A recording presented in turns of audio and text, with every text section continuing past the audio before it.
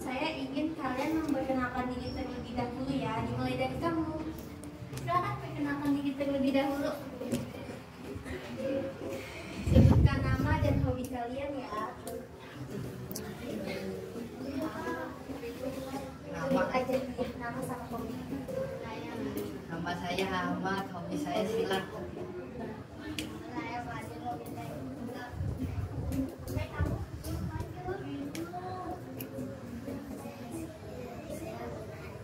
Hobinya nah, kamu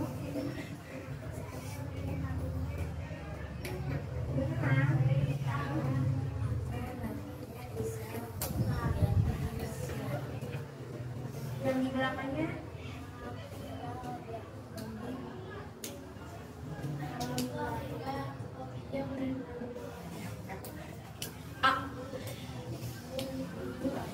ayo namanya siapa?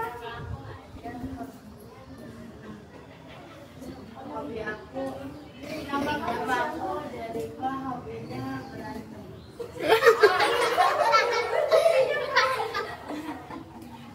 Ayo yang bener hobinya apa? Hobinya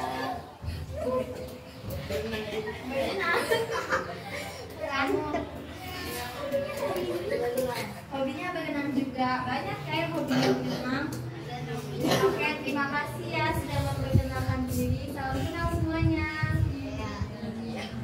Hai, maksud dan tujuan kita bertemu pada kali ini, saya akan memberikan kalian layanan informasi. Apakah kalian tahu nggak layanan informasi itu apa? lah. Oke, karena tidak ada yang tahu, maka Ibu akan jelaskan ya. Jadi, layanan informasi itu adalah layanan yang bertujuan untuk memberikan bantuan kepada kalian semua dalam mengatasi masalah kalian. Contohnya itu kayak masalah belajar kalian dan akan mengembangkan potensi diri kalian. Layanan informasi itu mencakup berbagai aspek kehidupan seperti karir dan pendidikan. Nah, sebagai guru BK, Ibu akan membantu kalian untuk mengenali masalah yang akan kalian hadapi seperti masalah belajar kalian. Nah, layanan informasi itu juga bisa berupa sesi konseling individu antara Ibu dan kalian. Kalian bisa menceritakan masalah kalian kepada Ibu. Nah, tujuan dari layanan informasi itu adalah untuk membantu kalian menjadi lebih mandiri, lebih percaya diri, dan mampu mengatasi tantangan hidup yang akan kalian jalani. Oke, topik pertemuan kita kali ini adalah regulasi diri dalam meningkatkan pembelajaran. Nah, kalian ada yang tahu nggak kenapa layanan informasi itu penting pada topik kita kali ini? Ada yang tahu nggak? Karena kalian akan memperoleh atau mendapatkan informasi yang bermanfaat untuk kalian sendiri. Dan layanan informasi itu akan membimbing kalian untuk mengetahui dan kalian bisa menerapkan strategi belajar yang kalian sudah pelajari. Oke, dalam pertemuan kali ini Ibu akan menerapkan sistem kepekaan. Jadi kalian bisa menceritakan kepada Ibu masalah belajar yang kalian hadapi, dan Ibu akan membantu kalian untuk menyelesaikan masalah kalian. Apakah bisa dipahami? Oke, agar kegiatan kita berjalan secara lancar, maka ada peraturan yang Ibu kasih kepada kalian. Jika Ibu sudah menjelaskan, tidak ada yang boleh mengobrol dan berisik ya. Paham nggak? Oke, sebelum kita mulai, alangkah baiknya kita berdoa dulu. Oke, silakan kamu pimpin doanya ya. Oh iya, pimpin doa. Ayo pimpin doa. Sebelum kita belajar, kita harus berdoa dulu. Tadi siapa namanya? Ahmad ya? Iya, Ahmad. Silakan pimpin doa buat kita belajar pada kali ini.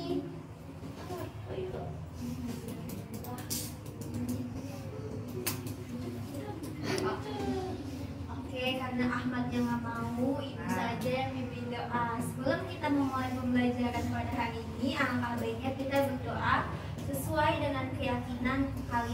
closing doa dimulai.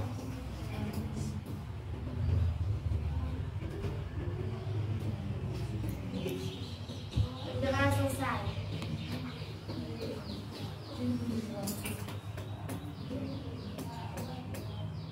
Oke, ibu mulai ya. Materi kita adalah peran regulasi diri dalam meningkatkan belajar peserta didik. Peserta didik itu kalian ya. Regulasi diri, ada yang tahu nggak regulasi diri itu apa?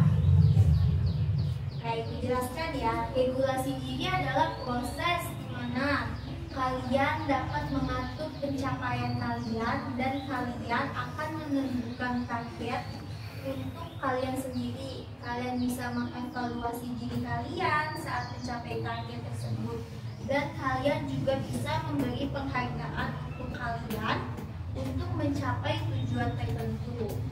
Sebelum kalian menerapkan regulasi diri, kalian tuh harus mengetahui 3 fase untuk mencapai tujuan tersebut, yaitu yang pertama, fase pemikiran ke depan. Fase pemikiran ke depan itu penting bagi kalian untuk melakukan perencanaan studi yang jelas untuk hasil yang hendak dicapai. Misalnya Ahmad suka pelajaran matematika. Nah, Ahmad itu harus mempelajari, memperdalam pelajaran matematika yang ibu kasih. Bisa belajar dari rumah, diulang kembali materinya. Kayak gitu contohnya. Untuk yang kedua itu ada fase performansi. Fase performansi itu adalah untuk meningkatkan keyakinan kalian bahwa kalian itu mampu untuk mengerjakan tugas-tugas yang diberikan guru kalian. Yang ketiga itu ada fase evaluasi. Fase evaluasi adalah untuk kalian menyusun rencana belajar yang baik sehingga kalian tuh tidak terjebak dalam penyelesaian tugas di batas waktu tertentu. Jadi kalian harus menyelesaikan tugas sesegera mungkin agar kalian tidak terburu-buru. Paham sampai di sini? Oke, yang selanjutnya kita akan membahas peran regulasi diri dalam meningkatkan belajar kalian. Yang pertama itu ada perencanaan pembelajaran. Apa sih perencanaan pembelajaran itu? Perencanaan pembelajaran itu membantu kalian untuk merencanakan aktivitas pembelajaran kalian, termasuk menetapkan tujuan, mengidentifikasi suatu sumber daya yang diperlukan, dan membuat jadwal studi yang efektif. Jadi kalian itu harus menentukan jadwal kalian. Misalnya hari ini kalian belajar matematika, besok kalian belajar PKN, agar kalian bisa menyelesaikan tugas-tugas yang dikasih, bisa mengerti pembelajarannya. Oke, lanjut. Yang kedua itu ada pemantauan kemajuan. Pemantauan kemajuan itu mampu memantau kemajuan kalian untuk mencapai tujuan pembelajaran. Jadi kalian itu bisa mengatur strategi pembelajaran yang akan kalian gunakan. Sebelum mempelajari pelajaran, kalian harus mengatur nih pembelajaran kalian. Misalnya 15 menit pertama kalian, contoh di pelajaran PKN ya, 15 menit pertama itu kalian baca-baca materi tentang PKN. 15 menit selanjutnya kalian latihan soal-soal PKN itu, apakah kalian mampu mengerjakan, apakah tidak. Paham? Yang ketiga itu ada pengaturan diri. Pengaturan diri itu membantu kalian mengatur perilaku dan lingkungan kalian agar mendukung pembelajaran kalian. Itu mencakup kayak mengolah waktu dengan efisien, mengurangi gangguan, dan menciptakan kondisi yang efektif untuk belajar. Jadi saat kalian belajar, kalian bisa menyuruh orang tua kalian untuk tidak berisik agar kalian bisa fokus dalam belajar dan bisa memahami pembelajaran dengan baik.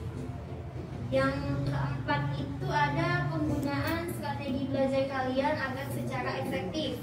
Jadi kalian itu harus mampu mengatur diri kalian sendiri agar menerapkan strategi strategi belajar yang baik supaya kalian bisa mencapai hasil yang maksimal. Yang kelima itu ada manajemen emosi. Jadi manajemen emosi itu membantu kalian mengolah emosi kalian seperti kecemasan atau frustasi yang dapat menghambat pembelajaran. Dengan mengatasi emosi negatif ini, kalian tuh agar bisa tetap fokus dan kalian bisa belajar dengan baik. Keenam itu, ini udah mulai. Oke, tadi yang keenam itu ada refleksi atau tindakan terhadap pembelajaran. Jadi kalian itu harus melakukan refleksi terhadap pengalaman pembelajaran kalian. Ini akan membantu kalian memahami materi yang akan kalian pelajari. Yang tadi Ibu jelaskan. Jadi kalian harus mengulang materi di rumah saat guru kalian memberikan materi di sekolah. Kita akan lanjut materi selanjutnya, yaitu alasan kenapa keterampilan diri itu sangat penting. Yang satu adalah untuk mencapai tujuan. Ini akan membantu kalian merencanakan, memantau, dan mengatur diri kalian agar tujuan kalian itu bisa dicapai. Yang kedua itu ada kesejahteraan emosional. Jadi kalian itu harus mampu mengelola emosi kalian agar kalian bisa merespon dengan baik dan tenang. Misalnya kalian lagi ujian, kalian tuh nggak boleh frustasi, nggak boleh panik. Meski kalian udah belajar nih, kalau kalian panik pasti pelajaran yang ada di otak kalian pasti hilang kan? Jadi nggak tahu mengisi ulangan itu isinya apa. Yang keempat itu ada peningkatan produktivitas. Itu adalah membantu kalian untuk mengelola waktu dengan lebih baik dan efektif. Nah, yang kelima itu ada hubungan sosial yang sehat.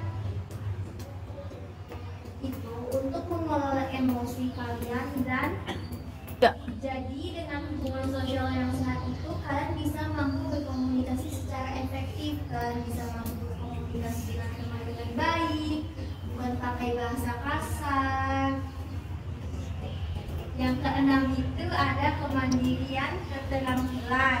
Itu untuk kalian menjadi lebih mandiri dalam mengatasi masalah. Dan kalian tuh tidak akan tergantung pada orang lain. Jadi kalian percaya diri kalian itu bisa melakukan yang lebih baik. Nah, materi selanjutnya itu ada cara membedakan regulasi diri yang digunakan dalam belajar. Yang pertama ada pembelajaran individu. Pembelajaran individu kalian tuh harus membuat laporan jadwal belajar yang organisir dan merencanakan strategi untuk menangani tantangan yang mungkin lebih muncul.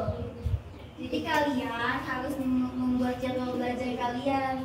Coba Ahmad punya jadwal belajar nggak di rumah? Kok nggak punya? Terus Ahmad belajarnya gimana di rumah? Ya nggak belajar.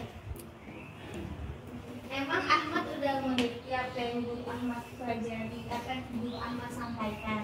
Dikit. Berarti nanti Ahmad harus bikin jadwal belajar supaya Ahmad lebih mengerti apa yang Guru Ahmad sampaikan ya.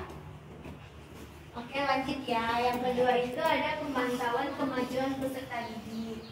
Jadi kalian tuh akan mengevaluasi apakah kalian itu menggunakan metode pembelajaran yang sesuai. Yang keempat itu ada penggunaan strategi belajar yang efektif. Jadi kalian itu bisa memilih atau menerapkan teknik belajar yang sesuai dengan kalian. Misalnya kalian bisa membuat catatan, membuat kesimpulan dari pelajaran kalian supaya kalian itu bisa mengerti apa yang guru kalian kasih materinya. Nah, yang terakhir itu ada refleksi terhadap pembelajaran. Itu adalah kalian menggunakan strategi refleksikan pengalaman belajar kalian. Kalian bisa mengevaluasi dan kalian tuh bisa merencanakan perbaikan belajar kalian di masa depan. Apakah yang ibu jelaskan sudah bisa dipahami? Oke, segitu aja pembahasan dari ibu. Selanjutnya kita akan ibu memberikan soal kepada kalian. Nanti ibu jelaskan sekalian pas kalian mengerjakan ya.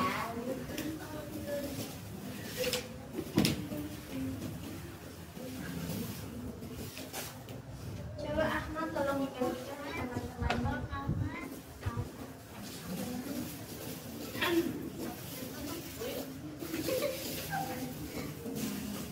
Ahmad, di open ya ke yang lain.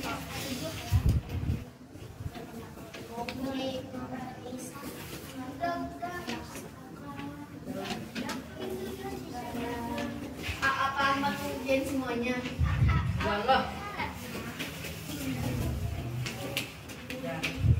Oke, tulis nama kalian dulu, terus kelas kalian sama tanggal hari ini ya.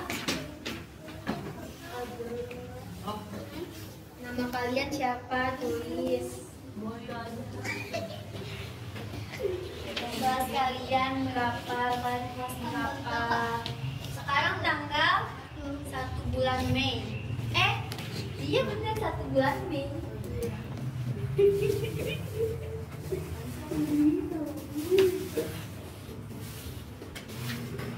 Kalau sudah selesai Tanggal doang kan? iya, 5 Mei 2024. 1 Mei 2024.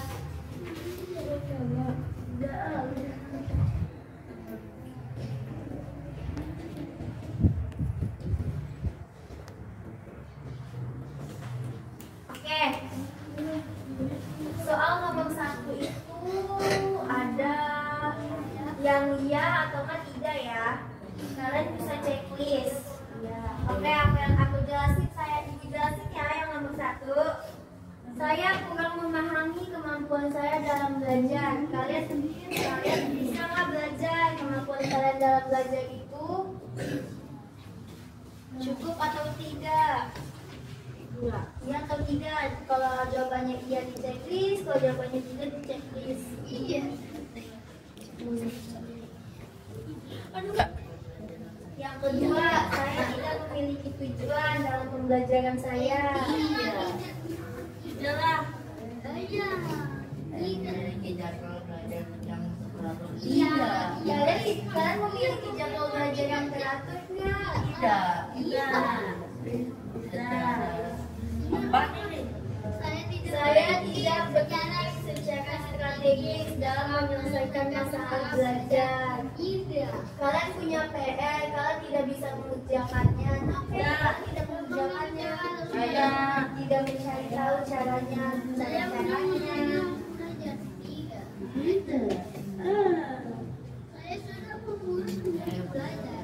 Yang nggak tahu tanya ke ibu ya. Nanti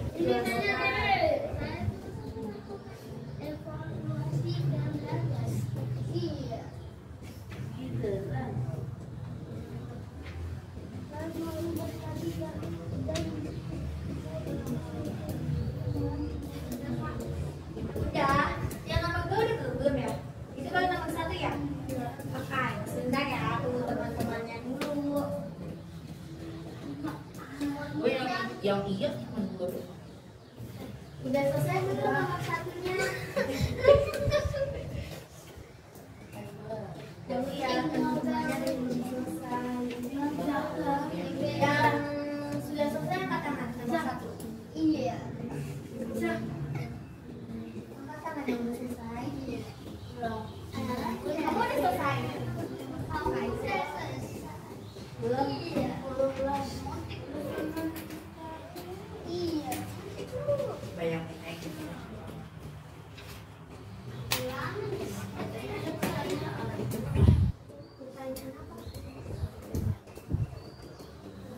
Ya. Pertanyaan apa? Nomor apa itu?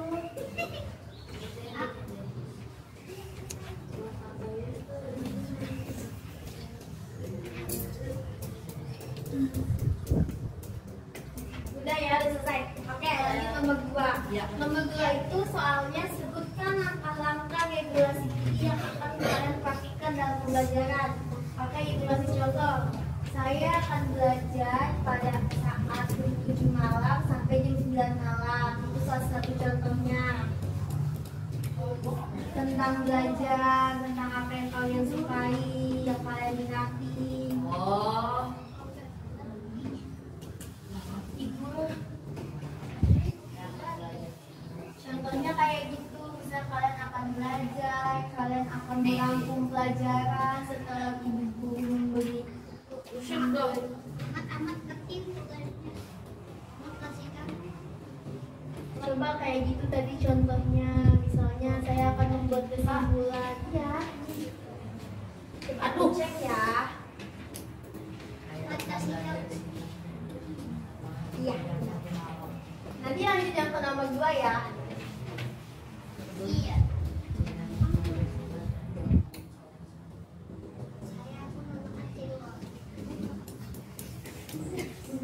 Saya pun makasih loh. Itu kan bilang. Kita mengerti juga. Ayo kerjain lagi bukan contoh. Misalnya kalian akan melakukan pembelajaran kalian, kalian akan membuat kesimpulan supaya belajar kalian bisa efektif. Itu.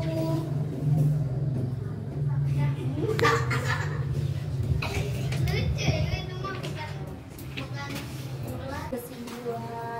Kesimpulan itu yang kamu kan diajarin, misalnya diajarin PKN sama guru kamu membuat kesimpulan dari mana.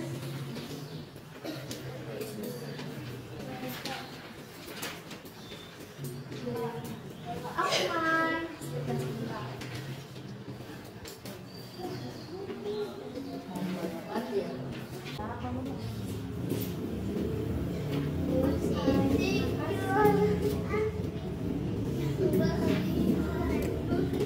Ayo udah belum?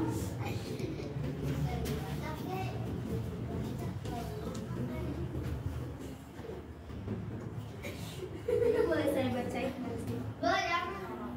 Mata aja nonton. Saya akan merahasiakan hasil kalian.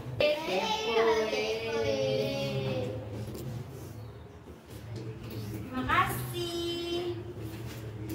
Oke, itu aja yang Ibu sampaikan. Ada yang ingin bertanya? Tidak. Oke, jadi Ibu akan membuat kesimpulan dulu ya. Jadi kan materi kita hari ini adalah regulasi diri dalam meningkatkan pembelajaran. Nah, dapat disimpulkan regulasi diri itu adalah kunci keberhasilan. Jadi regulasi diri itu membantu kalian untuk mengelola waktu, emosi, fokus dengan efektif selama belajar. Terus yang kedua itu mendorong kemandirian kalian. Jadi kalian tuh bisa menjadi lebih mandiri dalam pendidikan kalian dengan mengembangkan kemampuan kalian, mengembangkan minat, mengembangkan bakat kalian. Nah, yang terakhir itu meningkatkan kinerja akademik. Jadi kalian tuh bisa mengatur diri kalian secara positif dan fokus kalian secara baik untuk mencapai hasil yang lebih baik. Nah, yang keempat itu ada mengatasi tantangan. Jadi kalian bisa mengatasi tantangan yang muncul selama proses belajar kalian dengan mengembangkan kemampuan kalian. Dan yang terakhir itu adalah pentingnya pembinaan. Penting bagi pendidik dan pembimbing untuk membantu siswa atau peserta didik untuk mengembangkan regulasi diri dengan melalui struktur, dukungan, dan panduan yang diperlukan jika kalian butuh. Dengan memahami dan menghargai regulasi diri dalam proses pembelajaran, individu itu dapat memanfaatkannya untuk meningkatkan pencapaian akademik kalian dan meningkatkan kemandirian kalian untuk kesuksesan kalian di masa depan. Sekian materi yang diberi. Apakah ada yang ingin bertanya? Oke, jika tidak, Ibu minta maaf jika banyak kurangnya. Terima kasih. Assalamualaikum warahmatullahi wabarakatuh.